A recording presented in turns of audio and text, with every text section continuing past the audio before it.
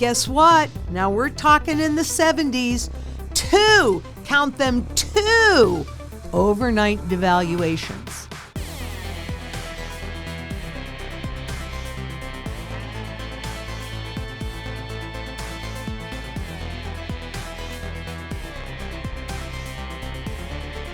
Did you know that? So in the course of this fiat money's history, they've had not one, that happened 1913, not 2, again in 1933, not 3 in early 73, I'm going to show you, or late 72 rather, and 1973. 4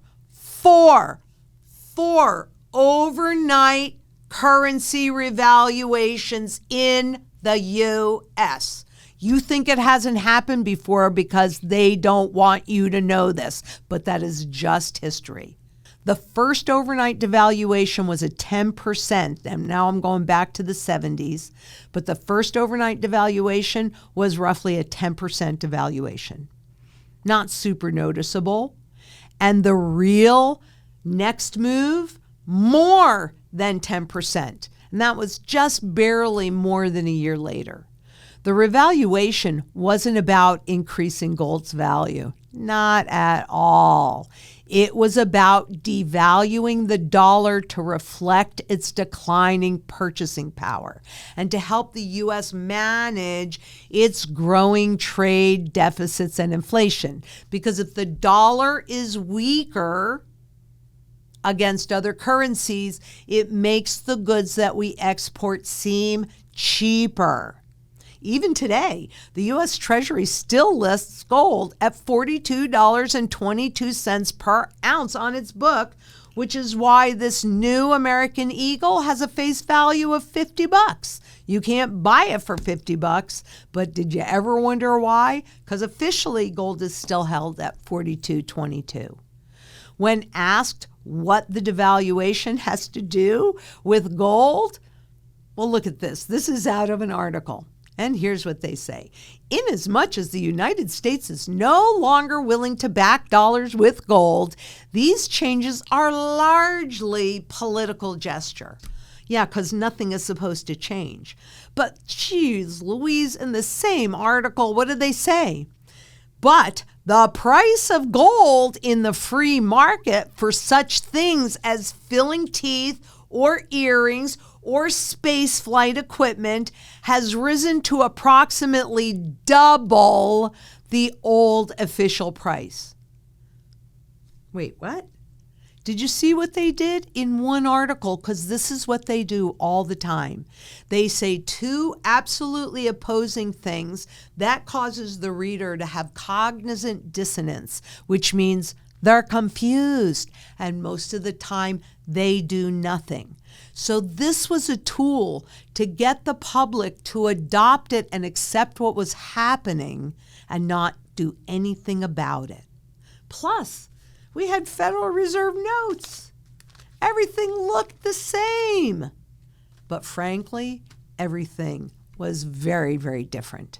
This is the spot gold chart back then.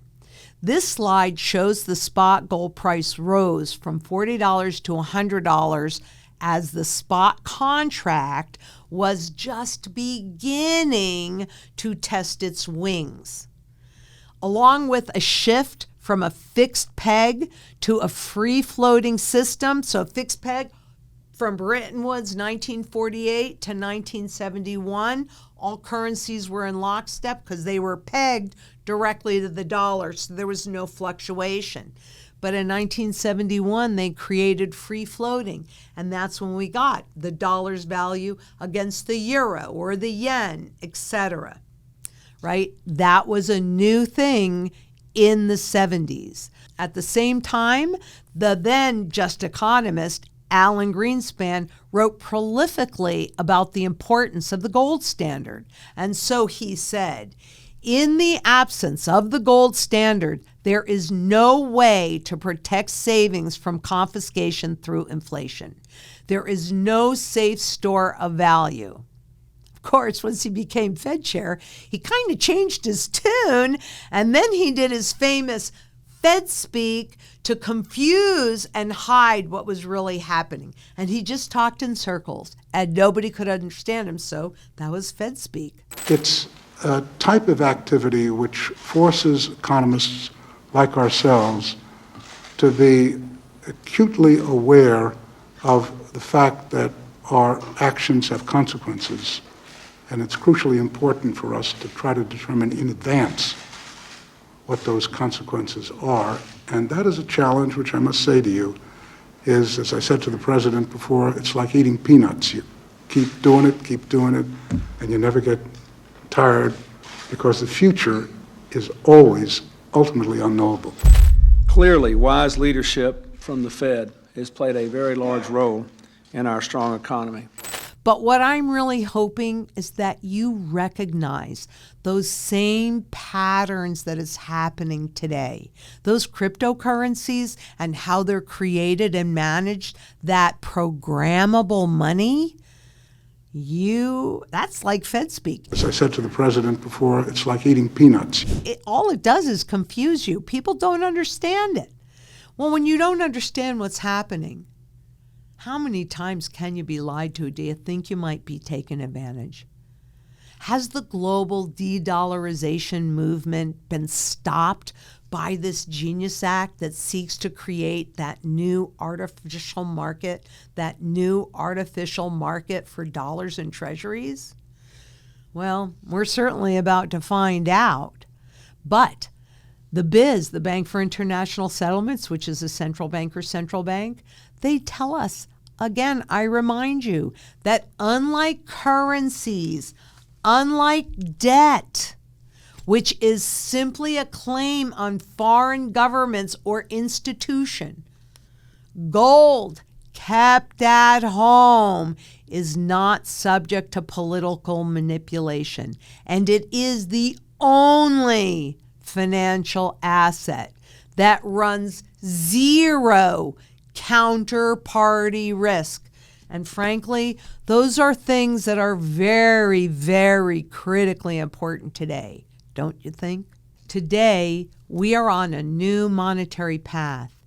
If we do nothing, we will be in a fully programmed, controllable surveillance economy where you will own nothing, which is what we were warned about by Thomas Jefferson and more recently by the World Economic Forum. But if we come together, we can demand, we can get our power back. And I say, look in the mirror and ask yourself, if not me, who? And if not now, when? Do you really want to go back to feudal times where you have a handful of people that own everything and you have to lease and you have to give all the efforts of your work away? Or you have to fall in line and do exactly what you're being demanded to do? That is not for me. That is not what I want for my children, or your children, or you, or anybody. Together we can move mountains. Together we can get gold, redeemable gold, back in the system again. And we can make a positive difference for a lot of people far beyond where we are today.